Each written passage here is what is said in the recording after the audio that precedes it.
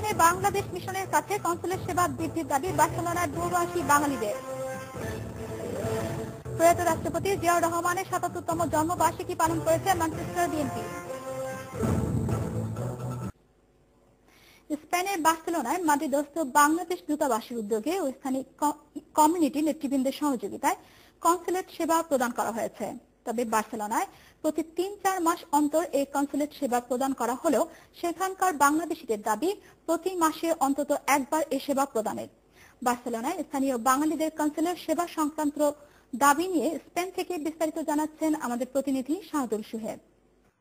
স্পেনের বার্সেলোনায় বসবাসরত প্রবাসী বাংলাদেশিদের কনসুলেট সেবা প্রদানের জন্য মাদ্রিদস্থ বাংলাদেশ দূতাবাস প্রতি ৩-৪ মাস অন্তর বার্সেলোনায় আসছেন।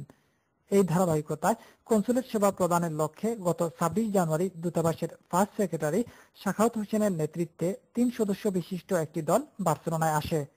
স্থানীয় একটি হলে পাসপোর্ট নবায়ন, নতুন পাসপোর্টের আবেদন, পুলিশ ক্লিয়ারেন্স সনদপত্রের সত্যায়ন সহ বিবিধ সেবা পেতে এখানকার প্রবাসী বাংলাদেশিরা ভিড় জমান। এ সময় কমিউনিটি নেতৃবৃন্দের মধ্যে উপস্থিত ছিলেন জহির উদ্দিন লাকি, ইকবাল হোসেন, মনিরুজ্জামান মনির, বদরুল আলম, আমির হোসেন আমু প্রমুখ। বাংলাদেশ দূতাবাস, মাদ্রিদস্থ বাংলাদেশ দূতাবাসকে আমাদের পক্ষ থেকে আমরা ধন্যবাদ জানাচ্ছি। আজকে বার্সেলোনায় যে সুযোগ সুবিধা আমরা পেয়েছি পাসপোর্টের জন্য, সেই জন্য আমরা স্পেন এম্বাসিকে সাদর সম্ভাষণ ও অনেক ধন্যবাদ জানাচ্ছি। স্প্যানিশ পাসপোর্টধারী বাংলাদেশিদের অনেকেই অভিযোগ করেন বাংলাদেশ ভ্রমণে নো ভিসা রিকোয়ার্ডের জন্য অতিরিক্ত ফি নেওয়া হচ্ছে।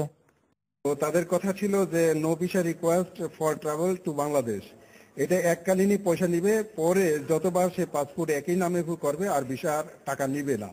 তো এই ক্ষেত্রে দেখা গেছে যে আজকে আমি আমার দুইটা বাচ্চার পাসপোর্টের ভিসা লাগাইলাম, প্রতিটা পাসপোর্টে সে নতুন করে আবার ৬০ ইউরো করে নিল। তবে এ অভিযোগ পুরোপুরি অস্বীকার করেন দূতাবাসের first secretary Shakhawat Hossain. Passport নম্বরের ফি যে অতিরিক্ত অভিযোগ নেওয়া হচ্ছে এগুলো সঠিক নয়। আমরা সব ব্যাপারে ট্রান্সপারেন্ট, যে ফি নেওয়া হয় সেটা সরকারের ফান্ডে জমা হয়। স্পেনের বার্সেলোনায় অন্যান্য শহর থেকে বেশি বাংলাদেশি বসবাস করলেও এখানকার বাংলাদেশিরা নিয়মিত কনসুলেট সেবা পাচ্ছেন না। তাদের দীর্ঘদিনের দাবি প্রতি মাসে অন্তত একবার হলেও কনসুলেট সেবা প্রাপ্তির।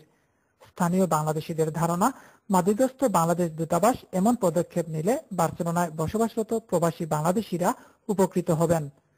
শাহাদুল সুহেদ, চ্যানেল।